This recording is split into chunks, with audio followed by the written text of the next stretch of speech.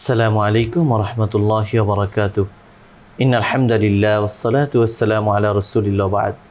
সম্মানিত দর্শক শ্রোতা, কাছে দূরে, দেশে কিংবা প্রবাসে যে যেখান থেকে আমাদের দেখছেন শুনছেন, সবাইকে জানাই আন্তরিক শুভেচ্ছা ও অভিনন্দন।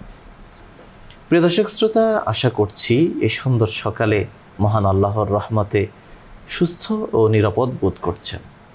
আমরা দোয়া করি রাব্বুল আলামিন আমাদের সবার জীবনকে নিরাপদ, সুস্থ ও নেক জীবনে পরিণত করুন, নেক জীবন তিনি দান করুন। আজ আমরা আপনাদের সামনে নিয়ে এসেছি আমাদের একজন তরুণ ইসলামিক গবেষক, ইসলামিক স্কলারকে।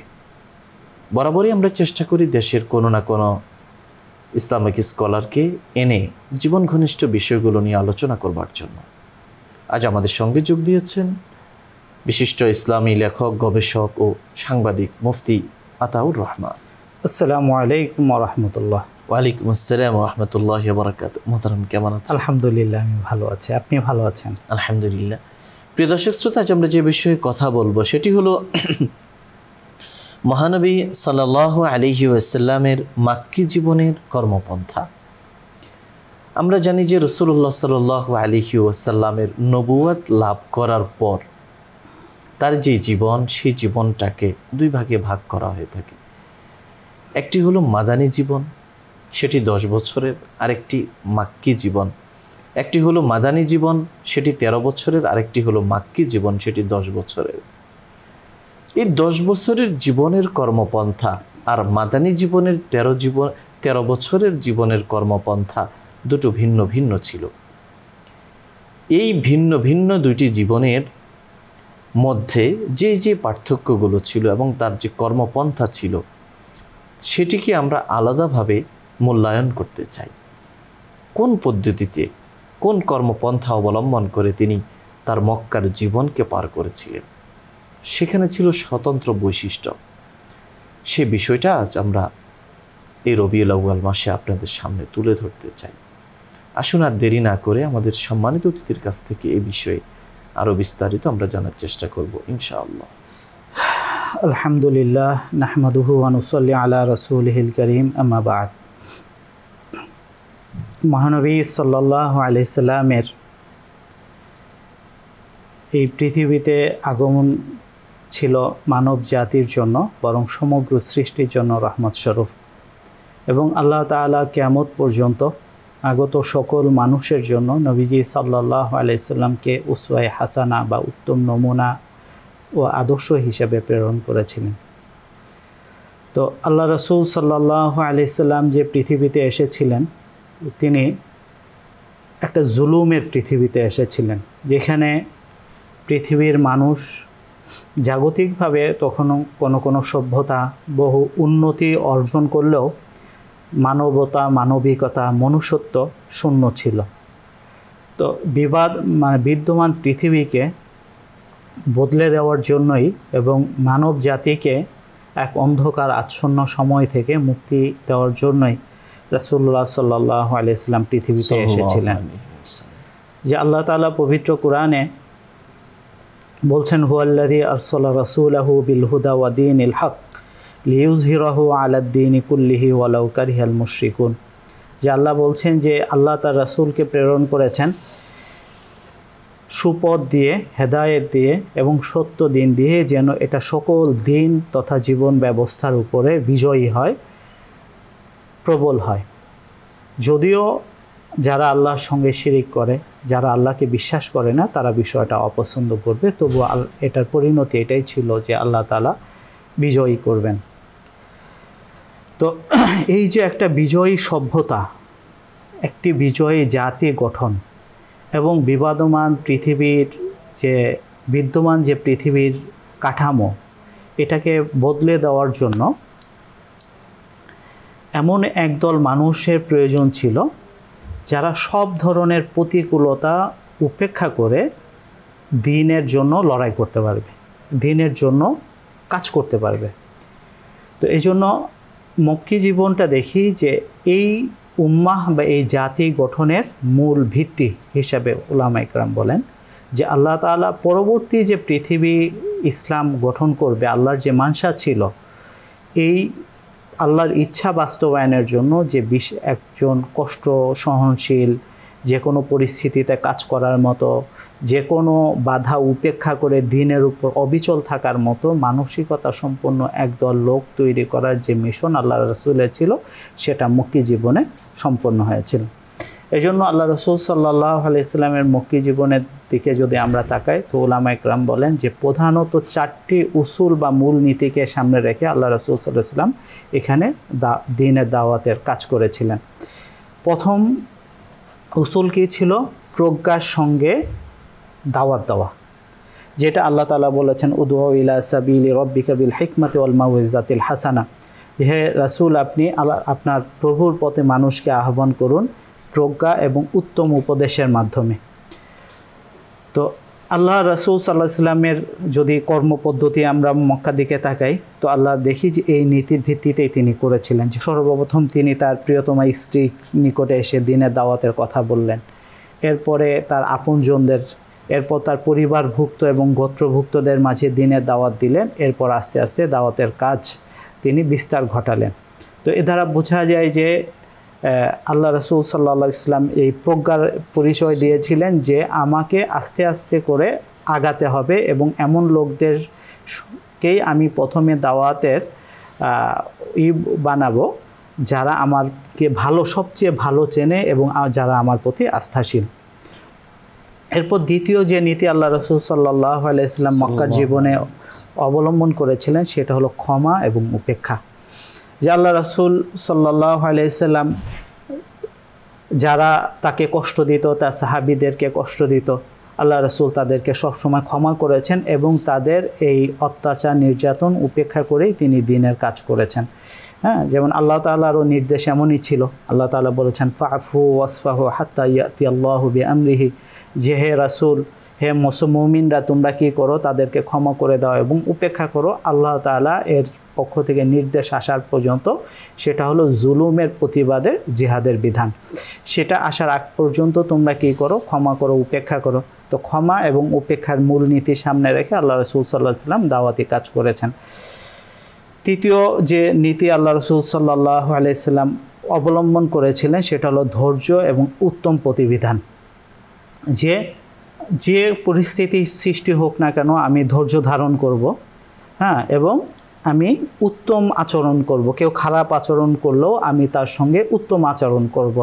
হ্যাঁ, যেমন আল্লাহ রাসূল হাদিসের বর্ণনায় এসেছে যে কুরাইশ আল্লাহ রাসূল সাল্লাল্লাহু আলাইহি ওয়াসাল্লামকে যখন কষ্ট দিত, তখন আল্লাহ রাসূল সাল্লাল্লাহু আলাইহি ওয়াসাল্লাম তাদেরকে উপদেশ স্বরূপ বলতেন যে তোমরা আল্লাহকে ভয় করো, শিরক থেকে প্রতিহত করো এবং পরকালের জীবনের প্রতি তোমরা দৃষ্টি আবদ্ধ করো। কেন? এটা হলো কল্যাণকামিতার সঙ্গে আল্লাহ রাসূল সাল্লাল্লাহু আলাইহি ওয়াসাল্লাম এটার প্রতিবিধান করেছেন। এবং আল্লাহ তাআলা পবিত্র কোরআনে মক্কাবাসী সাহাবায়ে কেরামের প্রশংসা করে বলেছেন, উলাইকা ইউতাউনা আজরাহুম মাররাতাইনি, যে তাদের প্রতিদান দুইবার দেওয়া হবে। একটা হলো দুনিয়ার জীবনে তাদের এই সংকট কাটিয়ে দেওয়া হবে, আর একটা হলো কিয়ামতের দিন আল্লাহ উত্তম প্রতিদান দিবেন। কেন? বিমা সাবারু, কারণ তারা ধৈর্য ধারণ করেছে। ওয়ায়াদরাউনা বিল হাসানাতি আস-সাইয়্যিআহ, এবং তারা মন্দের প্রতিবিধান করেছে ভালো দিয়ে। অর্থাৎ যে তাকে গালি দিয়েছে তাকে বলেছে আল্লাহকে ভয় করো, ঈমান আনো। যে তাকে কষ্ট দিয়েছে তাকে বলেছে, তার জন্য আল্লাহর কাছে দোয়া করেছে আল্লাহ, হ্যাঁ, যেমন নিজের মা কথা বলা বন্ধ করে দিয়েছে, হ্যাঁ, তো আল্লাহর কাছে দোয়া করেছে, আল্লাহ আমার মায়ের হেদায়েতের ব্যবস্থা করো। নিজের বাবা তাকে ঈমান থেকে বিরত রাখার চেষ্টা করেছে, আল্লাহর কাছে হেদায়েতের দোয়া করেছেন। এটা হলো মন্দের প্রতিবিধান করা উত্তম ধারা। হ্যাঁ, অমিম্মা রাযাকনাহুম ইউনফিকুন, এবং তারা পরস্পরের সহযোগিতায় অর্থ ব্যয় করেছে। তো এটা হলো মানে মক্কার জীবনের একটা চিত্র আল্লাহ তাআলা পবিত্র কোরআনে এখানে তুলে ধরেছেন। এবং দ্বিতীয় হলো চতুর্থ যে নীতি আল্লাহ রাসূল সাল্লাল্লাহু আলাইহি ওয়াসাল্লাম মক্কি জীবনে দাওয়াতের ক্ষেত্রে অবলম্বন করেছিলেন, সেটা হলো বিরোধ না করে ইসলামের উপর অবিচল থাকা, অর্থাৎ কারোর সঙ্গে বিরোধে লিপ্ত না হওয়া এবং নিজের দ্বীনের উপর, ঈমানের উপর অবিচল থাকা। এবং আল্লাহ তাআলা এই চিত্রটাও পবিত্র কোরআনে এভাবে বর্ণনা করেছেন, ওয়াইদা সামিউল লাগওয়া আ'রাযু আনহু, যখন তারা অনর্থক কথাবার্তা, অর্থাৎ ইসলাম বিরোধী কথা, শিরকি কথা, জুলুমের কথা এগুলি শুনতো, তখন তারা এগুলি উপেক্ষা করত এবং কি বলতো, ওয়াকালু লানা আমালুনা ওয়ালাকুম আমালুকুম, যে দেখো আমাদের কাজের পরিণতি আমরা ভোগ করব, তোমাদের কাজের পরিণতি তোমরা ভোগ করবে। এটা মূলত তাদের প্রতি নসিহা পেশ করা। হ্যাঁ, লা নাবতাগিল জাহিলিন, এবং আমরা অজ্ঞ মূর্খদের, যারা আল্লাহ সম্পর্কে জানে না, তাদেরকে সঙ্গী হিসেবে চাই না, তাদের সঙ্গের আমাদের প্রয়োজন নেই। তো বিরোধে লিপ্ত হলো না, কিন্তু ইসলামের উপর অটল থাকার ঘোষণা দিল, এই কথা বলে যে আমাদের কাজের পরিণতি আমাদের, তোমাদের কাজের পরিণতি তোমাদের। এই যে 4টা মূলনীতি, উলামা ইকরাম বলেন এই 4টা মূলনীতির আলোকে আল্লাহ রসুল সাল্লাল্লাহু আলাইহি সাল্লামের মক্কি জীবনের দাওয়াতি কার্যক্রম পরিচালিত হয়েছিল। তো এই 4 মূলনীতির আলোকে আল্লাহ রসুল সাল্লাল্লাহু আলাইহি সাল্লাম কী কী কর্মপন্থা অবলম্বন করেছিলেন, কি কি কাজ করেছিলেন, যেটা প্রথমে বলেছি, প্রথমে গোপনে দাওয়াত দেওয়া। যে আল্লাহ রসুল সাল্লাল্লাহু আলাইহি সাল্লামের নিকটে যখন ওহী আগমন করে, তখন প্রথম ওহী ছিল ইকরা বিসমি রব্বিকাল্লাযী খালাক। এটাই অধিকাংশ উলামা ইকরামের মত, যে আল্লাহ রাসূল সাল্লাল্লাহু আলাইহি ওয়াসাল্লামকে বলা হলো যে আপনি আল্লাহর নামে পাঠ করুন। এরপরে কিছুদিন ওহী বন্ধ ছিল, এরপর বলা হলো ইয়া আইয়ুহাল মুদ্দাসসির কুম ফাআনযির ওয়া রাব্বাকা ফাকাব্বির। হ্যাঁ, এর মাধ্যমে মূলত অন্যকে দাওয়াত দেওয়ার বিধান আল্লাহ রাসূল সাল্লাল্লাহু আলাইহি ওয়াসাল্লাম লাভ করেন। তো এই নির্দেশ পাওয়ার পর আল্লাহ রাসূল সাল্লাল্লাহু আলাইহি ওয়াসাল্লাম প্রথমে হযরত খাদিজাতুল কুবরা রাদিয়াল্লাহু আনহার কাছে গেলেন, এবং তিনি প্রথমে এই মানব পৃথিবীতে তিনি সর্বপ্রথম ঈমান এবং ঈমানের আলোয় আলোকিত হন। এটা নারী জাতির একটা গর্ব যে ইসলামের প্রথম দৌলত আল্লাহ রাসূল থেকে তারাই লাভ করেছিল। এরপরে হযরত আলী রাদিয়াল্লাহু তাআলা আনহুর কথা বলা হয়, যে দ্বিতীয় যে ব্যক্তি ঈমান এনেছিল হযরত আলী রাদিয়াল্লাহু তাআলা আনহু। এরপরে এনেছিলেন আল্লাহ রাসূলের 4 কন্যার ব্যাপারে বলা হয় যে তারা ঈমান এনেছেন। এরপর 5 নম্বরে হযরত আবু বকর রাদিয়াল্লাহু তাআলা আনহু ঈমান এনেছিলেন। এটা ছিল গোপন কার্যক্রমের ফলাফল। এই আবু বকর রাদিয়াল্লাহু তাআলা আনহুর প্রচেষ্টায় উসমান ইবনে আফফান, আব্দুর রহমান ইবনে আউফ, সাদ ইবনে আবি আক্কাস, জুবাইর ইবনুল আওয়াম, তালহা ইবনে উবাইদুল্লাহ, এই যে দলটা এরা আবার আবু বকর রাদিয়াল্লাহু তাআলা আনহুর গোপন দাওয়াতের মাধ্যমে ইসলাম গ্রহণ করেছিলেন।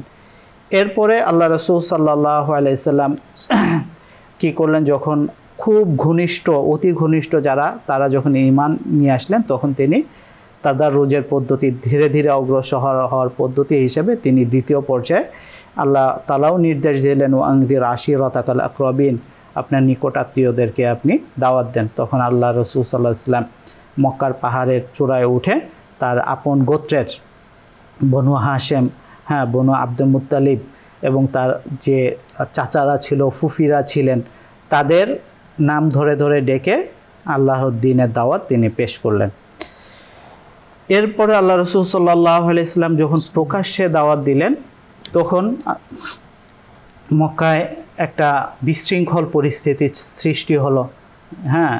যারা আবু জাহেলের মতো ব্যক্তি ছিল, তারা মুসলমানদেরকে দমনের জন্য উঠে পড়ে লাগলো। তো দমনের জন্য যখন উঠে পড়ে লাগলো, আল্লাহ রাসূল সাল্লাল্লাহু আলাইহি সাল্লাম ধৈর্য এবং সংযমের অনুশীলন করলেন। যে আল্লাহ রাসূল সাল্লাল্লাহু আলাইহি সাল্লাম সাহাবীদেরকে বললেন যে তোমরা ধৈর্য ধারণ করো, এবং আল্লাহ রাসূল সাল্লাল্লাহু আলাইহি সাল্লাম ধৈর্যের উপরে যেন তারা ধৈর্যের সঙ্গে ঈমানের উপর যেন অবিচল থাকে, সেই চেষ্টাগুলি তিনি করতে লাগলেন। যে আল্লাহ রাসূল সাল্লাল্লাহু আলাইহি সাল্লাম আম্মার ইবনে ইয়াসার রাদিয়াল্লাহু আনহুর উপরে যখন অত্যাচার হচ্ছিল, উনার পুরো পরিবারটাই আসলে মুশরিকদের দ্বারা আক্রান্ত ছিল। তো আল্লাহ রাসূল সাল্লাল্লাহু আলাইহি সাল্লাম তাদেরকে জান্নাতের সুসংবাদ দিলেন যে ইয়াসারের পরিবার, তোমাদের উপর যে অত্যাচার হচ্ছে এর প্রতিদান কেবল জান্নাত। এরপর হলো আল্লাহ রাসূল সাল্লাল্লাহু আলাইহি সাল্লাম যখন দেখলেন যে কিছু সংখ্যক মানুষ ইসলাম গ্রহণ করে ফেলেছেন, তিনি ছোট পরিসরে ঈমান এবং ইসলামের একটা শিক্ষা কেন্দ্র বা প্রশিক্ষণালয় তিনি তৈরি করলেন। যে আল্লাহ রাসূল সাল্লাল্লাহু আলাইহি সাল্লাম যখন দেখলেন যে কিছু মানুষ ইসলামের উপর এসেছে, তো তাদেরকে দিন শিখাইতে হবে, শিক্ষা কার্যক্রম শুরু করলেন। এবং আমরা জানি যে আরকাম ইবনে আবিল আরকাম সাহাবী যিনি ছিলেন রাদিয়াল্লাহু আনহু, তার বাড়ি তেই এই কার্যক্রমটা শুরু করলেন। হ্যাঁ, তো এই যে বাড়িটা আল্লাহ রাসূল সাল্লাল্লাহু আলাইহি সাল্লাম যে বেছে নিয়েছিলেন সেখানেও একটা প্রজ্ঞার বিষয় ছিল, কারণ এই বাড়িটা ছিল এমন যে মক্কার থেকে খুব কাছে কিন্তু পাহাড়ের বিপরীত দিকে, যার কারণে ওইখানে সাহাবা ইকরামের যাতায়াতটা সহজে চোখে পড়তো না। এবং ওই সাহাবী আল্লাহ রাসূল সাল্লাল্লাহু আলাইহি সাল্লামের হাতে যে ইসলাম গ্রহণ করেছিলেন এই বিষয়টাও মক্কার লোকেরা আঁচ করতে পারেনি, যার কারণে এটা ছিল একটা নিরাপদ জায়গা। তো আল্লাহ রাসূল নিরাপদ একটা জায়গায় গোপনে তাদেরকে দ্বীনি শিক্ষা দানের কার্যক্রম শুরু করলেন।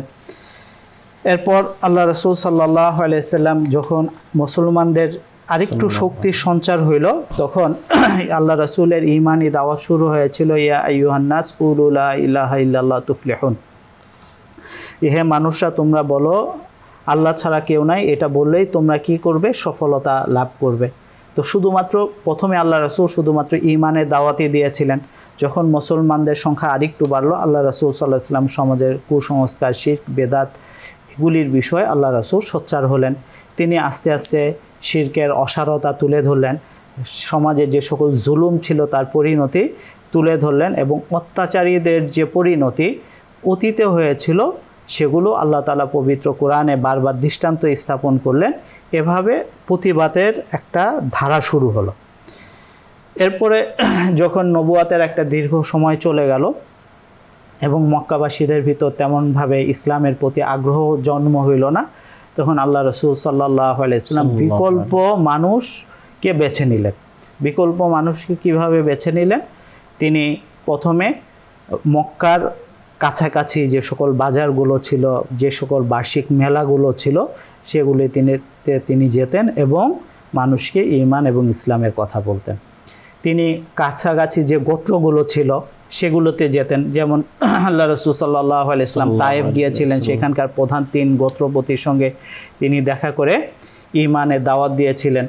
এবং একই সঙ্গে আল্লাহ নবী সাল্লাল্লাহু আলাইহি সাল্লাম হজের সময়টাকে একটা সুবর্ণ সুযোগ হিসেবে তিনি গ্রহণ করেছিলেন, যে হজের সময় যখন আসলো তখন রাসূলুল্লাহ সাল্লাল্লাহু আলাইহি সাল্লাম কী করলেন, হজের কাফেলাগুলোর কাছে তিনি যেতেন এবং বলতেন, ঈমানের দাওয়াত দিতেন। এবং এই দাওয়াতের একটা সুফল এটা হলো যে মদিনায় ইসলাম গেল, অন্য অন্য গোত্রেও ইসলামের, যেমন আবু যর গিফারি রাদিয়াল্লাহু তাআলা আনহু তার গোত্রে ইসলামের প্রচার এভাবে হয়েছিল যে তিনি মদিনায় মক্কায় এসেছিলেন, আল্লাহ রাসূল দাওয়াত দিয়েছেন এবং সেই দাওয়াত তিনি যে পৌঁছে দিয়েছেন। তো এভাবে আল্লাহ রাসূল সাল্লাল্লাহু আলাইহি সাল্লাম দাওয়াতের বিস্তার ঘটাতে লাগলেন, বিকল্প জনগোষ্ঠীকে খুঁজে নিলেন।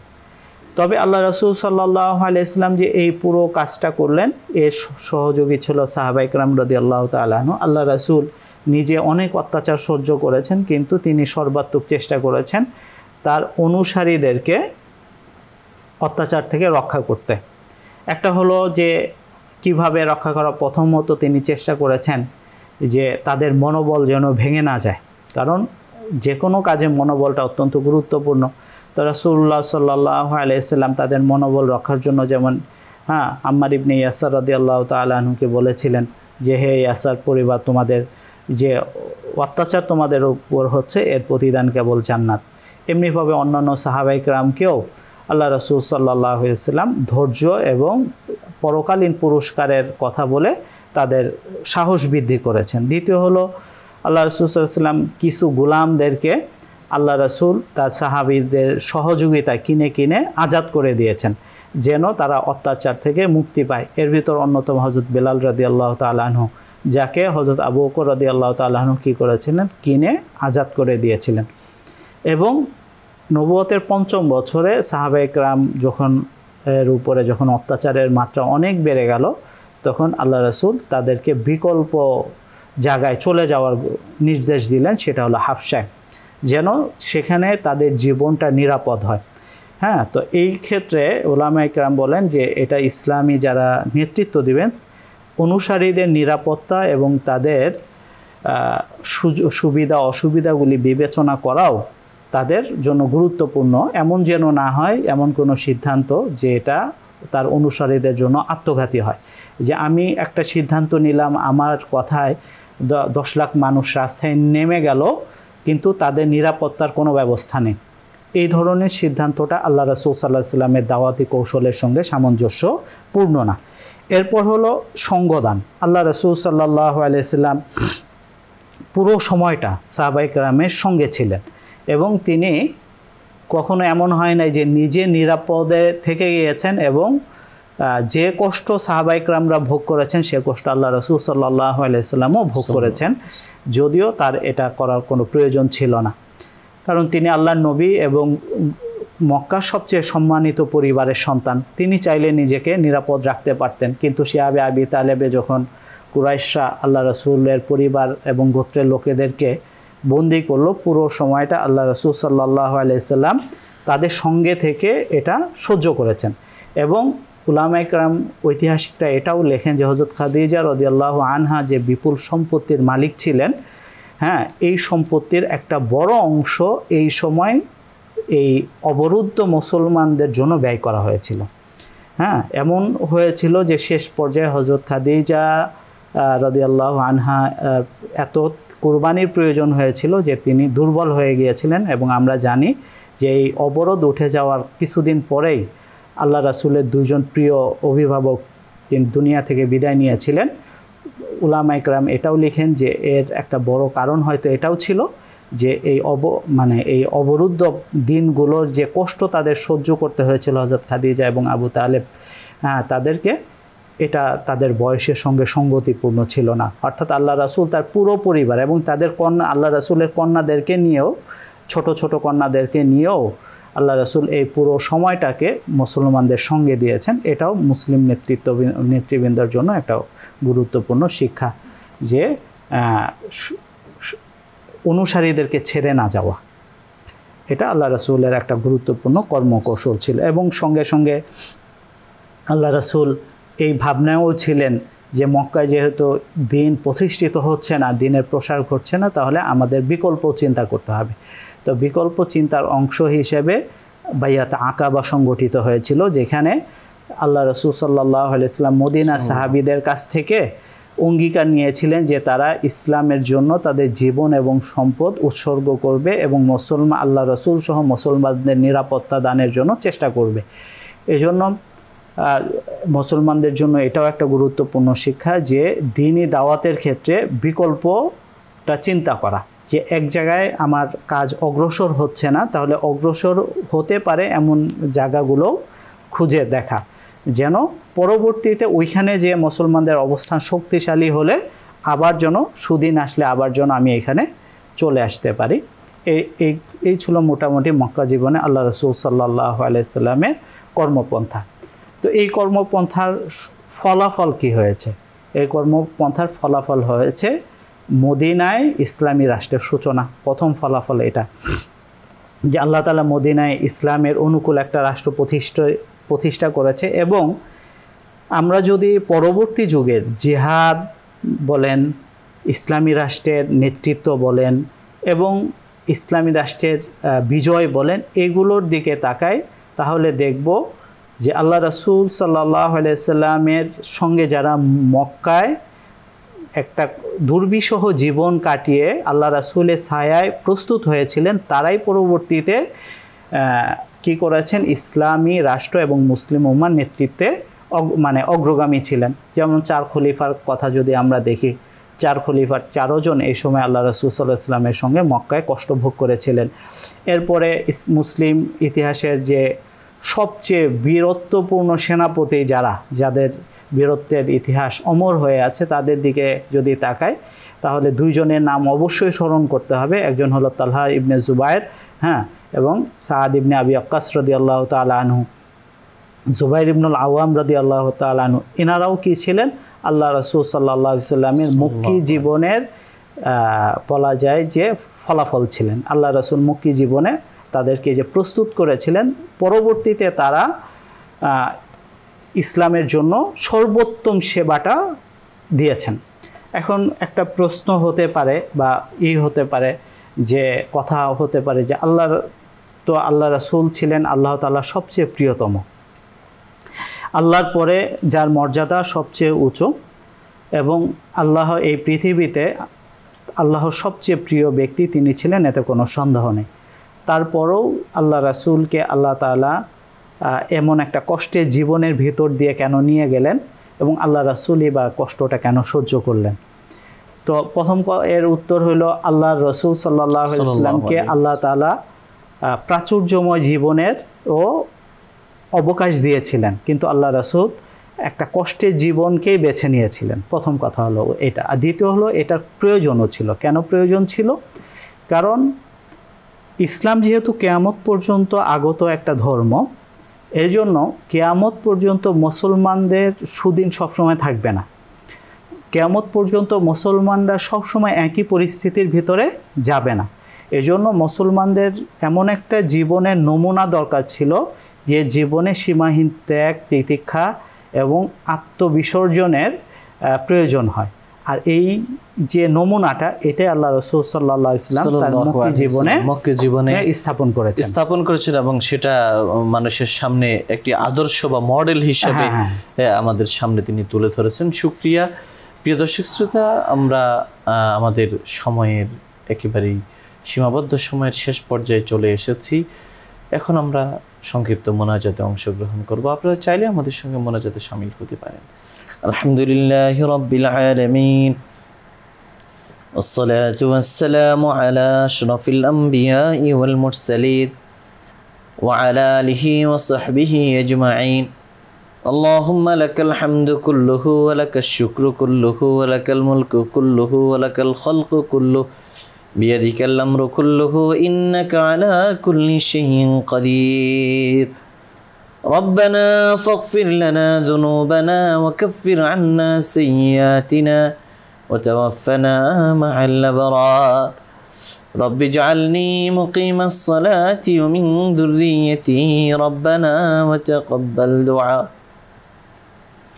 ربنا اغفر لي ولوالدي وللمؤمنين يوم يقوم الحساب. اللهم إنا نسألك الهدى والتقى والعفاف والغنى. اللهم إنا نسألك من خير ما سألك منه نبيك وحبيبك محمد صلى الله عليه وسلم، ونعوذ بك من شر ما استعاذك منه نبيك وحبيبك محمد صلى الله عليه وسلم. يا رب العالمين, আজ আমরা যে বিষয়ে আলোচনা করলাম, আলোচনা শুনলাম, আল্লাহ আমাদের সবাইকে তা থেকে আমল করার, উপকৃত হওয়ার তৌফিক দান করুন। ইয়া আল্লাহ, আপনার প্রিয় হাবিব এই মাহে রবিউল আউয়ালে এই পৃথিবীতে এসেছেন, এই পৃথিবী থেকে বিদায় নিয়েছেন। আল্লাহ এই মাসকে আমাদের জন্য বরকতময় করে দিন। ইয়া আল্লাহ, আপনার নবীর ভালোবাসা আমাদের অন্তরে তৈরি করে দিন। আল্লাহ আপনার নবীকে সেইভাবে ভালোবাসার তৌফিক দান করুন যেভাবে তিনি বলে গেছেন, যেভাবে আপনি নির্দেশনা দিয়েছেন। কোরআন সুন্নাহর আলোকে উম্মাহকে সঙ্গে নিয়ে আমাদেরকে এগিয়ে যাওয়ার তৌফিক দান করুন। আমাদের মর্যাদা উন্নীত করে দিন। আমাদের দোষ ত্রুটি আপনি ঢেকে দিন। আমাদের সমস্ত মুশকিলাতকে, সমস্ত কঠিনকে, সমস্ত সমস্যাকে আপনি সমাধান করে দিন। যাবতীয় সংকট থেকে উত্তরণের পথ আপনি দেখিয়ে দিন। সব ধরনের জটিল কঠিন রোগ ব্যাধি থেকে, মহামারী অতিমারী থেকে, দুরারোগ্য ব্যাধি থেকে, অপরিণত অপ্রস্তুত অবস্থায় মৃত্যু থেকে, অপঘাতে মৃত্যু থেকে, অতর্কিত বিপদ থেকে আমাদেরকে হেফাজত করুন। পুড়ে যাওয়া থেকে, ডুবে যাওয়া থেকে, আল্লাহ একেবারে বয়োবৃদ্ধ বিধ্বস্ত হওয়া থেকে আমাদেরকে আপনি হেফাজত করুন। আল্লাহ আপনি আমাদের সবাইকে আয় আল্লাহ মন্দ মৃত্যু থেকে হেফাজত করুন। আমাদের হসনে খাতেমা দান করুন। ইজ্জত ওয়ালা জিন্দেগি দান করুন। রিজিকের প্রশস্ততা দান করুন। হায়াতে বরকত দান করুন। আমাদের পরিবার পরিজন, আপনজন, প্রিয়জন, আত্মীয় স্বজন, মা বাবা, দাদা দাদি, নানা নানি, শ্বশুর শাশুড়ি যারা অন্ধকার কবরে শায়িত, কবরের আযাব মাফ করে দিন। কবরকে এক টুকরো জান্নাত বানিয়ে দিন। যারা জীবিত আছেন সুস্থতার নিয়ামত দান করুন। আল্লাহ কত নারী গর্ভবতী আছেন, কষ্ট পাচ্ছেন, তাদের সব কিছু সহজ করে দিন। কত নারী কত পুরুষ বিছানায় কাতরাচ্ছেন, আল্লাহ তাদের বোঝা আপনি লাঘব করে দিন, তাদেরকে সিহাতের জিন্দেগি দান করুন। আল্লাহ যাদের মৃত্যু অবধারিত হয়ে গেছে, সময় ঘনিয়ে গেছে, আসানির সাথে মৃত্যুর ফয়সালা করে দিন, আমাদেরকে এখন এক বানিয়ে দিন। আল্লাহ আমাদের স্বপ্নগুলো বাস্তবায়িত করে দিন। আল্লাহ আমাদেরকে মঞ্জিলে মকসুদে পৌঁছে দিন। আমাদের দোষ ত্রুটি আল্লাহ যাবতীয় সংকটের কারণে, আমাদের দোষ ত্রুটির কারণে, আমাদের পাপাচারের কারণে দুনিয়া আমাদেরকে পাকড়াও করবেন না আল্লাহ, বেইজ্জতি জিন্দেগি আমাদেরকে দিবেন না আল্লাহ। সবখানে সম্মানের সাথে মাথা উঁচু করে থাকার তৌফিক দান করুন।